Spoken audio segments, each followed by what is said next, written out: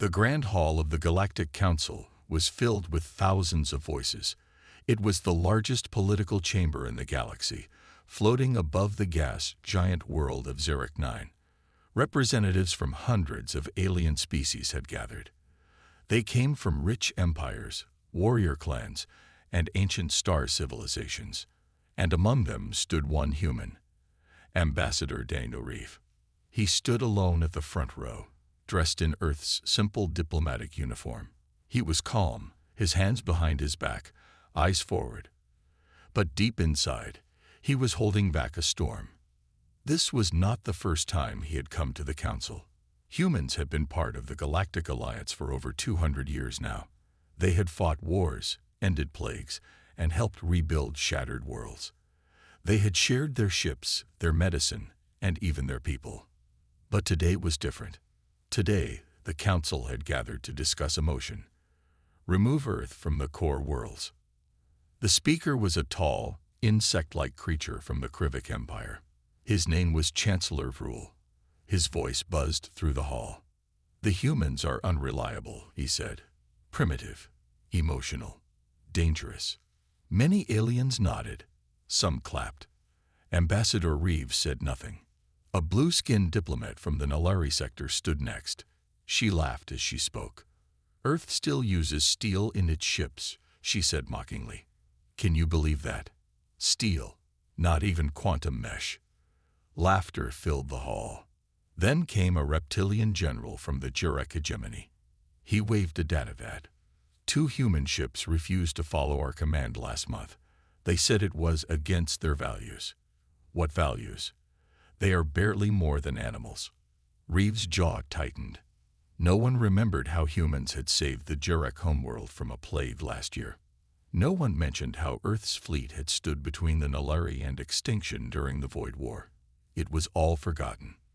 Let's vote, someone shouted. But before the vote began, Reeve was given the floor. He stepped forward, slowly, calmly.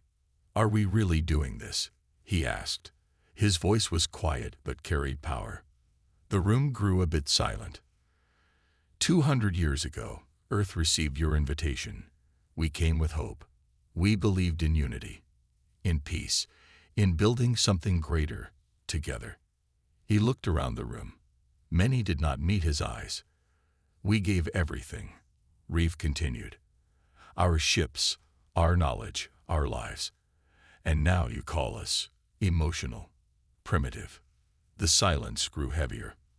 You laugh at us for using steel, he said, his voice sharper now. But steel never failed us. It bent, but it held. Just like us.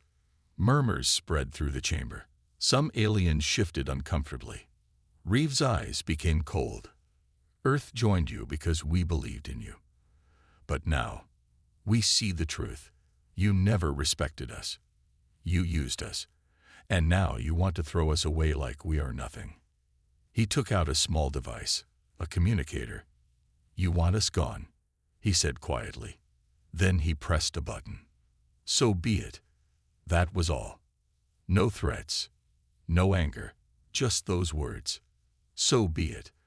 A moment later, all Earth diplomatic systems shut down across the galaxy. Messages bounced back. Human embassies went dark. Trade relays stopped responding. Defense contracts were canceled. Medical missions were withdrawn. Across dozens of star systems, Earth simply disconnected. In the chamber, confusion spread. What just happened? Someone whispered. Did he shut them off? Did he really walk away? Ambassador Reeve looked at the Council one last time. You will remember this day, he said, not because we fought, but because we didn't. Then he turned, walked away, and exited the chamber. Silence followed him. Not one representative stopped him. Not one alien called out. Outside the chamber, a human dropship was waiting. As Reeve stepped in, the pilot saluted. Is it done, sir? She asked. He nodded. Yes, he said. Earth is done playing their game. The ship lifted off. Behind them, the Grand Hall of the Galactic Council continued in chaos. Inside, A few alien diplomats were beginning to realize they had just made a terrible mistake. But it was too late. Ambassador Daniel Reeves' words still echoed inside the Galactic Council Hall. "You will remember this day, not because we fought, but because we didn't." But the Council didn't truly understand what had just happened. Not yet. In the hours after Earth disconnected from the Galactic Council, strange things began to happen across the stars. At the outer edge of the galaxy, a giant human-built trade station called Horizon Gate powered down completely. It had served over 200 alien species. It was Earth's busiest trade hub, connecting hundreds of systems. Now, its lights went dark. Cargo ships drifted in silence, locked out. Automated systems displayed a single message: closed, by order of EarthGov. Alien captains yelled over comms, "We have contracts. What's going on?" No answer. Horizon Gate wasn't the only one. Across every corner of the galaxy, Earth's presence began to disappear. On the farming moons of Lark 7, the crops started dying. For 20 years, humans had helped modify the soil and protect the plants with nanosystems. Now, the machines stopped working. The humans were gone. On the medical station Hope 9, patients from 15 different species screamed in pain. The only doctors who knew how to treat the hybrid virus were human. But the doctors had left. No warning, no goodbye. They just walked away. At the Zenthar defense grid, alien generals waited for their usual Earth fleet backup. Pirates were attacking deep space cargo lanes. But no human ships arrived. "Call their command center," someone shouted. "We've tried," replied another. No response. The channel is dead. In just 24 hours, the galaxy realized something terrible. Earth had gone silent. Not just in words, but in action. Inside a darkened war room on the planet Dravik Prime, an old alien admiral stared at the hologram of the galaxy. Dozens of systems were marked with red alerts. Each one relied on humans. "They've abandoned everything," the admiral whispered, "even the outer colonies." Another officer nodded. "No patrols, no trade, no tech support, nothing." Someone in the back said, "Maybe they're bluffing. Maybe they'll come back." The admiral looked up. "You don't understand. This isn't a tantrum. This is strategy." On Earth, there was no celebration, no speeches, no victory dances, just silence. From orbit, the planet looked peaceful. Cities glowed gently beneath the clouds. Massive shipyards floated in Earth's orbit, quiet but alive with activity. Inside the command chamber of the Terran Exodus network, officers worked without emotion. Calm. Focused. A message scrolled across the screen. "Exodus Protocol Phase 1. Complete." Daniel Reeves stood beside the EarthGov president, looking out at the stars. "Do you think they understand what we've done?" the president asked. Daniel shook his head.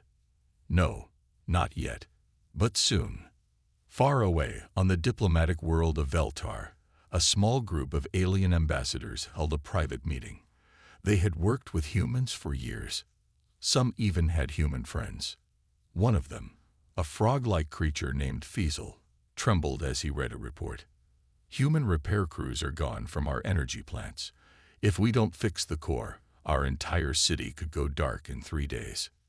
Another one, a bird-like diplomat named Isha, whispered, "The humans saved my world from firestorms. And now, they won't even answer my messages." They all looked at each other. "What have we done?"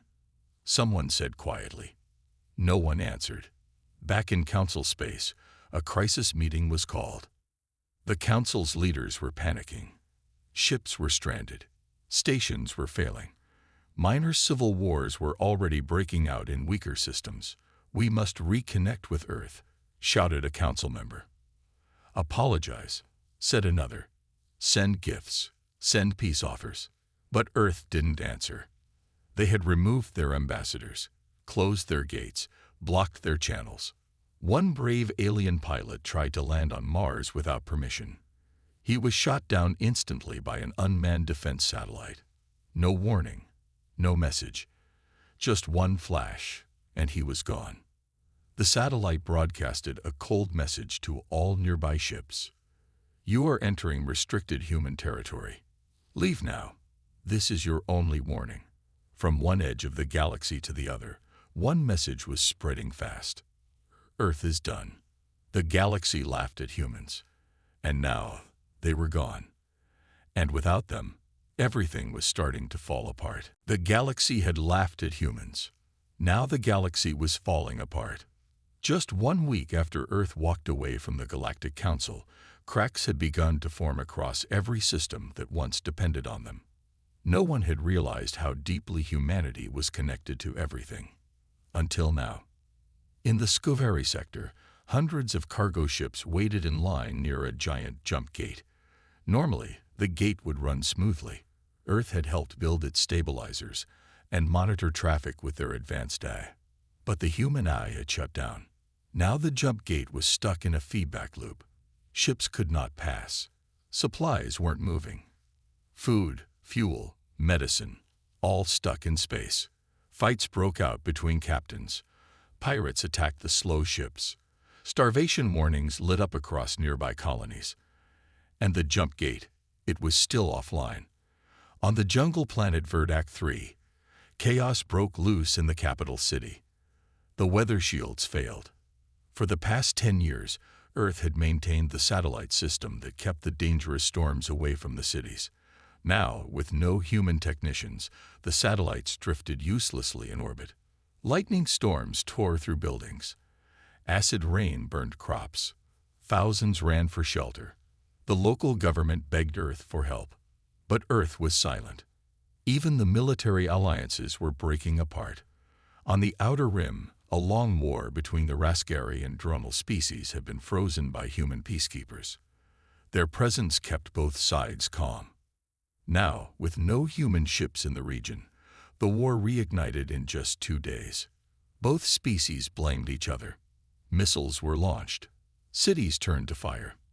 And thousands died, all because the humans who once stood between them were no longer there. In the Galactic Council Hall, panic was growing. Emergency meetings were held every day. Alien leaders screamed at each other. Some wanted to send peace missions to Earth. Others wanted to threaten them with war. But no one dared to attack Earth directly. Not after what happened to the ship that tried to land on Mars. We underestimated them, admitted Chancellor Vrul, the same one who called humans emotional and primitive. Now we are paying the price. Meanwhile, deep inside Earth's solar system, something was happening. Shipyards were lit up. Massive vessels floated above Earth, Mars, and Jupiter's moons. They were old, powerful warships, silent for decades. Now they were waking up. Hundreds of new starships were being built at record speed, crews trained in simulators. Engineers checked systems. Pilots were briefed. This wasn't defense. This was preparation. Something big was coming. Inside Earth's high-orbit command station Athena, Daniel Reeves stood before a giant screen. Dots marked all the systems where Earth had once helped, and where things were now falling apart. Beside him, General Lucia Voss crossed her arms. "They didn't just insult us," she said. "They relied on us. And now that we're gone, they're collapsing." Reeve nodded. "They wanted to push us out. Now they can see what the galaxy looks like, without us." The president joined them. "What's the status of Project Final Light?" A technician replied. 70% complete. The first fleet is ready. The older ships are online, just waiting for the command. The president's voice was cold. "Good, but we wait." Back in council space, a dangerous idea was spreading. Some species wanted to form a new alliance without humans, but already those meetings were falling apart. No one trusted each other. The old enemies were rising again. Without Earth's diplomacy and influence, the center could not hold. Some worlds began closing their borders. Others prepared for war. And in the shadows, an ancient threat had noticed the silence. Something deep in the void had been watching Earth, waiting. And now, with humans disconnected from the galaxy, it began to move. On a far-off dead world, scanners beeped. A forgotten species, once defeated by Earth in a secret war long ago, was waking up. Their machines, left buried under black soil, powered on. Their message was short. Earth is no longer protected by the Council. Begin activation. Phase 1. The galaxy thought humans needed them. But now, as the skies filled with panic and chaos, one truth was becoming clear to everyone. The galaxy needed humans more than they ever knew. And they might have pushed too far, because Earth wasn't just walking away. Earth was getting ready. The days kept passing. The silence from Earth did not break. And now, regret was spreading like wildfire across the stars. In the elegant towers of Council Prime, the once proud leaders now sat in silence. News reports filled the room, each more horrifying than the last. Mass blackout in the Ziran sector. Earth-built reactors offline. Medical collapse on Juno 4. No human doctors left. Alien civil war reignites in Gorga system. Peacekeeping ships missing. The galaxy was falling apart piece by piece, and everyone knew why. Earth was gone, not destroyed, not defeated, just withdrawn. And that was worse. Chancellor Vrul, who once called Earth a noisy child among wise elders, now looked 10 years older. He stood before the Council and admitted the truth no one else wanted to say. We thought Earth was small. We were wrong. They were the thread holding everything together. And we cut it. On the colony world Threx 9, Governor Salver stood on the edge of a cliff, watching his city burn. The fires came from below, engines of stolen mining bots going wild. Earth had given the Threxians safety protocols long ago. But when the humans left, the colony tried to run the bots without understanding the systems. Now hundreds were dead. He turned to his aide and said quietly, "Find a way to contact them. I don't care what it costs." But Earth wasn't answering. No messages, no replies, no presence. On the diplomatic planet Aileris, alien scientists tried to restart a human-designed weather stabilizer. They had human manuals. They had blueprints. They had 10 engineers. It exploded within an hour. The explosion destroyed half the domed city. Clouds of fire choked the sky. Thousands of refugees ran from the ruins, screaming. A young alien girl, covered in ash, cried out, "Where are the humans? They always fix things." But the humans were gone. Across the galaxy, statues of unity that once stood next to Earth's flag were being taken down. In shame, in guilt. Because now, even those who hated humans the most wanted them back. In the Velkori archives, a wise historian named Elon reviewed Earth's history. He whispered to his students, "They don't start wars, but when forced, they end them." He paused, eyes wide with fear.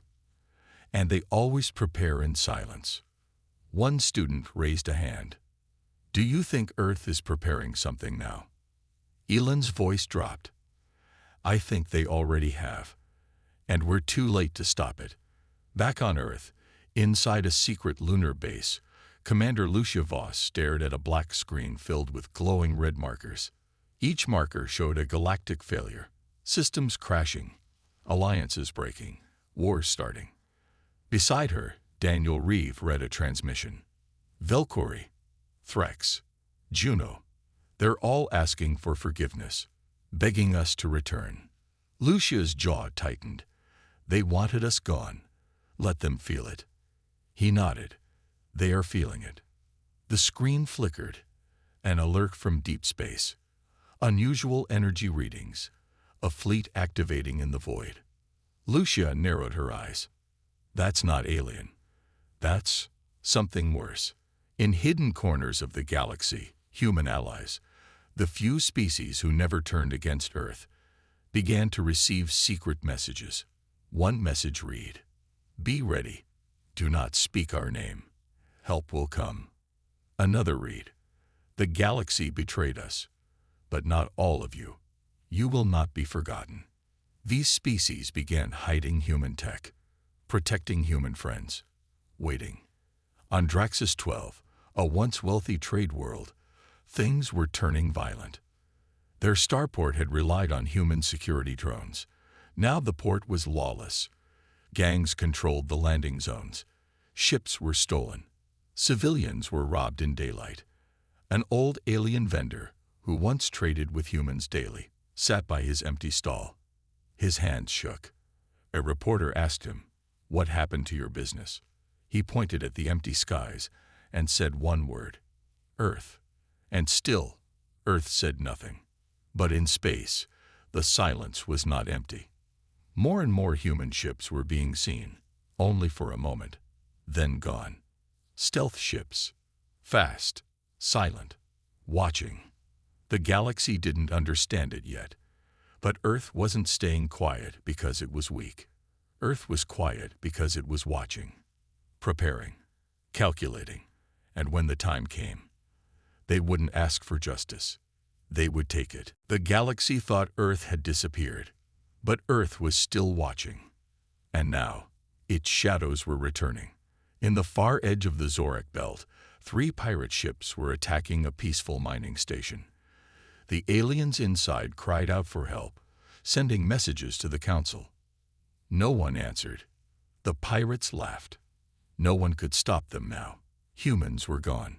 But just as they broke through the outer doors, something strange happened. Their ships froze. No lights, no power, dead silent. Then they saw it, a black shape floating in the dark. No signals, no warnings, just one human-made ship, almost invisible in the shadows. It fired once. The pirate ships exploded in silence, gone in seconds. The survivors told the tale in fear. The humans have ghost ships now, and they don't speak. They just destroy. At the Galactic Council, rumors began to spread. Secret human vessels, black operations, fleets seen in deep space, silent landings on old Earth-friendly planets. The Council tried to deny it. "Earth has left us. These stories are false," said Chancellor Vrul.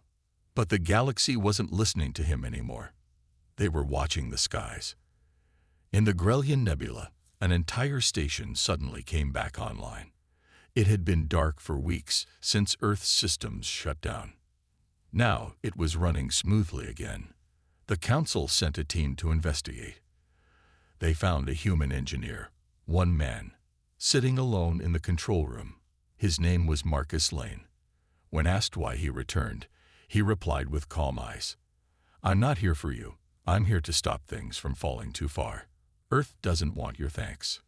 We just want you to see what happens when you break your trust." Then he vanished again, left no trace. In a quiet room deep under Mars Command, General Lucia Voss reviewed a new report. Reeve handed it to her. 6 systems stabilized. 5 pirate groups eliminated. No one saw us. Lucia nodded. "Good. Make sure they know this wasn't a rescue. It's a warning." Behind her, screens showed dozens of operations across the galaxy. Fast, silent, and controlled. Earth wasn't coming back to help. It was reminding the galaxy what they lost. Meanwhile, a galactic broadcast accidentally leaked. It was a camera feed from a council meeting. In the video, leaders were begging for Earth's return.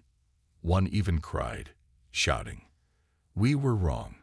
We need humanity. Please, open communication again." The video went viral. Billions saw it. Some cheered, some laughed. Many felt shame. But the message was clear. Even the highest powers now regretted turning against Earth. In the shadows of Sector 49 Delta, an ancient enemy was moving. Long ago, they had been defeated by humanity in a secret war. Now they sensed weakness in the galaxy. The Council was fractured. The systems were weak. Earth was quiet. To them, It was time to strike. But as their war fleets activated, one of their scouts disappeared. Then another. And another.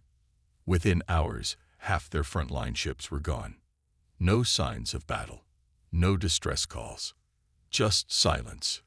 One final transmission leaked from the enemy's system before the blackout. Shadow protocols. Earth has already found us. Aboard Earth's deep space flagship Horizon Prime, President Aveline Drake stood before a large map. Every failed system, every uprising, every enemy fleet, it was all there. But more importantly, so were Earth's plans. They mocked us. They betrayed us. Now they see the truth. She looked around at her top commanders. We don't return to serve them. We return to show them that Earth was never beneath them. Earth was above them all along. The room fell silent. And then she gave the order. Activate Phase 2. Let the galaxy feel our presence, but still not our full strength. Not yet. Across the stars, Earth's ghost ships, elite teams, and hidden fleets moved like shadows, restoring balance, removing threats, watching. But no one could stop them, because Earth wasn't sending diplomats anymore. They were sending warnings. In every system, a message began to appear, glowing in space, on screens, even carved into walls by unknown hands. You pushed too far. You betrayed our trust. We do not forget. Earth. And so, the galaxy finally understood. Earth hadn't disappeared. It had evolved into something greater, something unstoppable. And the shadows that now walked among the stars were just the beginning. The galaxy thought Earth was weak. The galaxy thought wrong. Deep in the heart of Earth's secret command, the true force behind humanity's quiet rise was finally revealed. It wasn't just about ships in the dark or covert operations. It was about something far more dangerous. Earth's secret weapon had been buried for years, hidden in plain sight. Now it was time to wake it up. Commander Lucia Voss stood at the edge of a large war table, her fingers hovering over glowing red buttons. The world outside was in chaos, but she didn't show it. "We've been silent for too long," she said. Her team gathered around her. Reeve, the quiet strategist, looked up at her. "Are we really doing this?" Lucia looked down at the table. The map of the galaxy was filled with flashing red spots, systems falling apart. Pirates were rampaging. The Council had lost control. "Yes, the time is now," she replied. Behind them, a vast room hummed to life. Thousands of years of Earth's lost technologies were waking up. Not just weapons, but a network of hyper-advanced AI, unseen warships, and hidden resources. A fleet of destroyers. A system of intelligence networks. Weaponized nanotech. On the planet Aloran, a small mining colony faced its worst threat, an invading force of alien warships. But they didn't know Earth was watching. The human-built defense satellites turned on, one by one. The miners had forgotten they were there. The Council had forgotten too.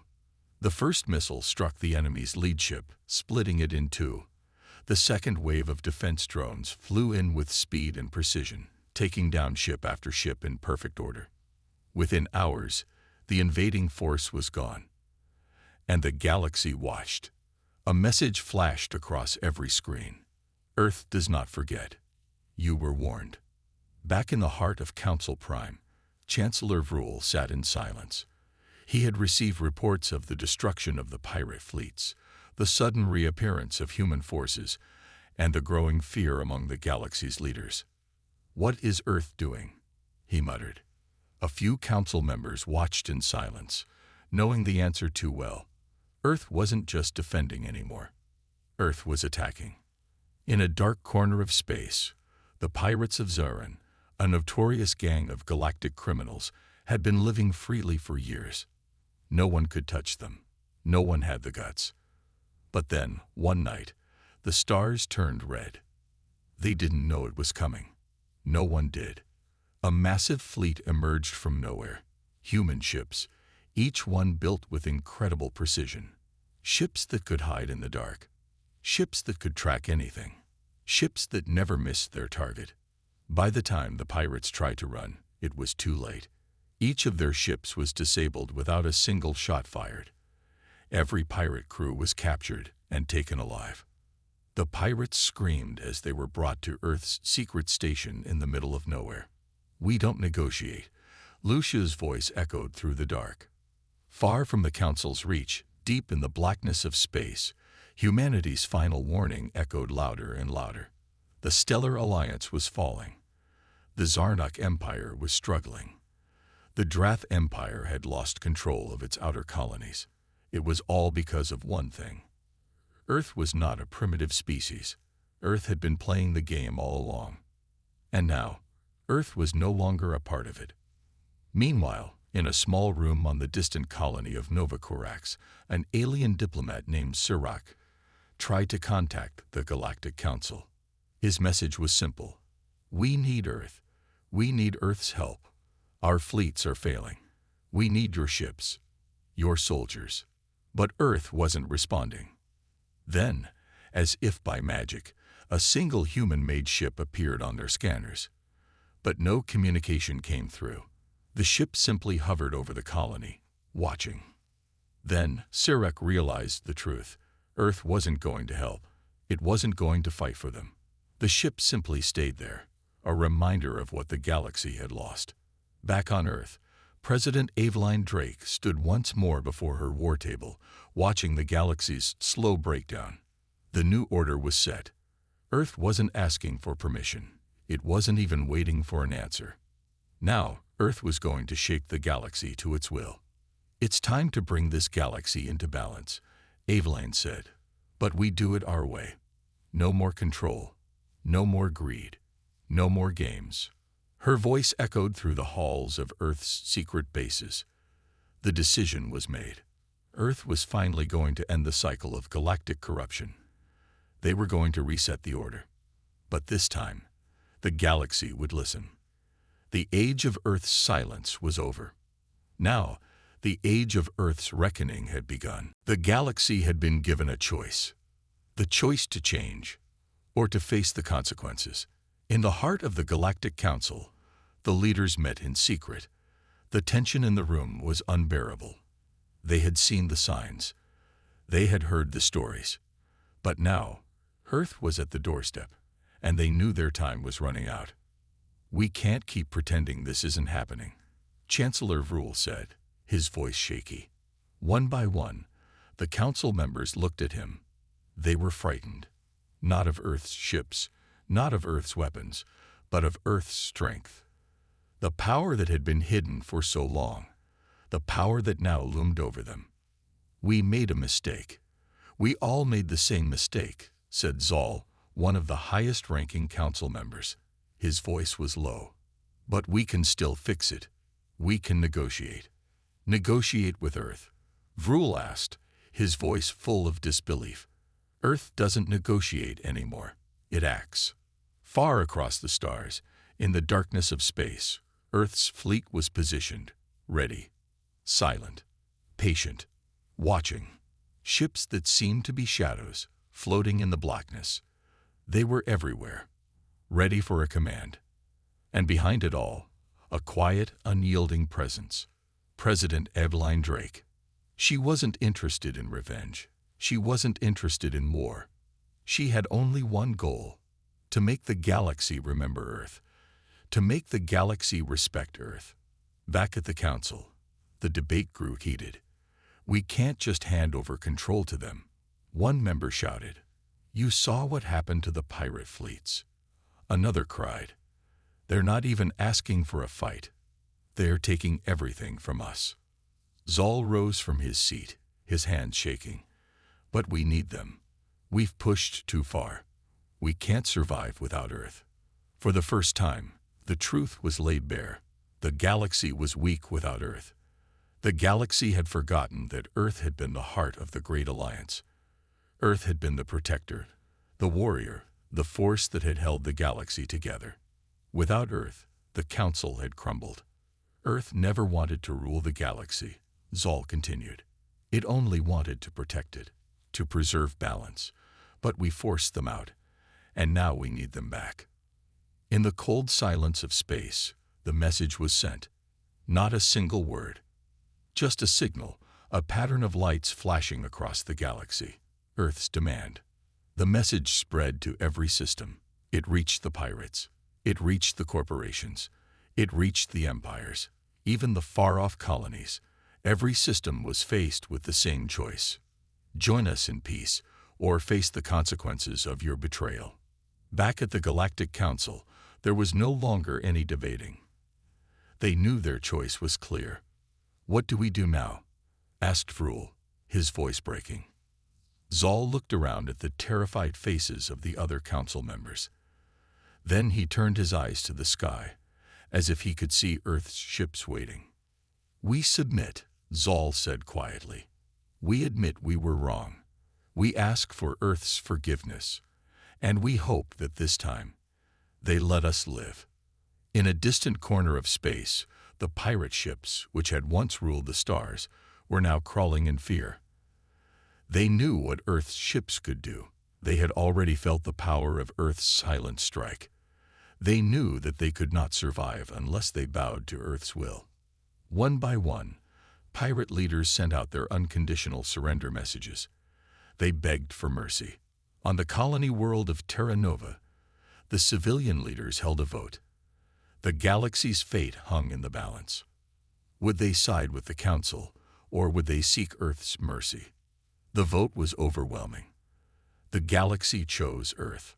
Back on Earth, President Aveline Drake watched the galaxy's response. She saw the submissions, the surrenders, the pleas for peace, and she smiled. Earth hadn't come back to save the galaxy.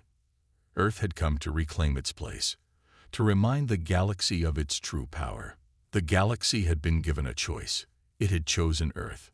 On the front lines of space, Earth's fleet stood still, silent, watching, waiting. And then, Earth spoke. A single message sent across the galaxy. We are Earth. We are the past. We are the future, and we will never be ignored again. The galaxy had its chance. It had chosen Earth. And the galaxy would never forget. The end.